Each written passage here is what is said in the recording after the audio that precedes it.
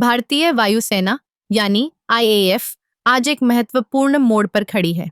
हमारे पास जो विमानों का मिश्रण है, जैसे कि राफेल, Su-57, AMCA और तेजस, वह हमें एक नई दिशा में ले जा सकता है।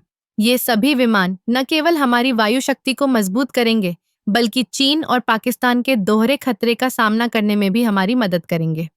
राफेल, जो कि एक अत्याधुनिक लड़ाकू विमान है, उसकी क्षमता और तकनीक हमें एक महत्वपूर्ण बढ़त देती है।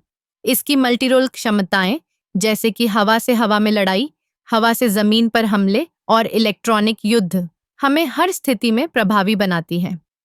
जब हम राफेल की बात करते हैं, तो यह सिर्फ एक विमान नहीं है, बल्कि यह एक रणनीतिक संपत्ति है। अब बात करते हैं Su-57 की। यह विमान अपने स्टेल्थ फीचर्स और उच्च गति के लिए जाना जाता है। इसकी तकनीक हमें न केवल दुश्मन के रडार से बचने में मदद करती है, बल्कि यह हमें एक अद्वितीय लड़ाई की स्थिति में भी रखती है।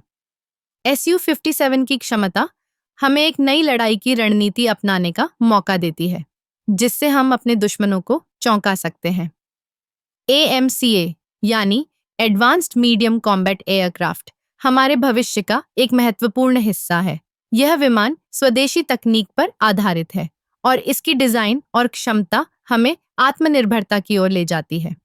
AMCA की विकास प्रक्रिया हमें यह दिखाती है कि हम अपनी वायु शक्ति को कैसे मजबूत कर सकते हैं, और यह हमें आने वाले वर्षों में एक मजबूत वायुसेना बनाने में मदद करेगा।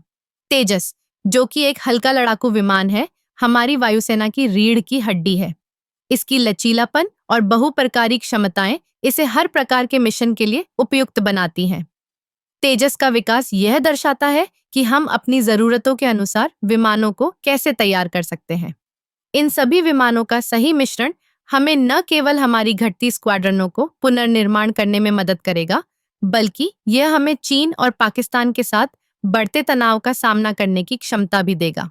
हमारी वायुसेना को इन विमानों के साथ एक नई रणनीति अपनानी होगी, जिसमें न केवल तकनीकी श्रेष्ठता हो, बल्कि सामरिक सोच भी शामिल हो। इस समय, जब हम अपने पड़ोसियों के साथ बढ़ते तनाव का सामना कर रहे हैं, यह आवश्यक है कि हम अपनी वायु शक्ति को मजबूत करें। राफेल, Su-57, AMCA और तेजस का यह मिश्रण हमें एक नई शक्ति देगा, जिससे हम अपने दुश्मनों को स्पष्ट संदेश दे सकें कि हम अपनी सुरक्षा को लेकर गंभीर हैं।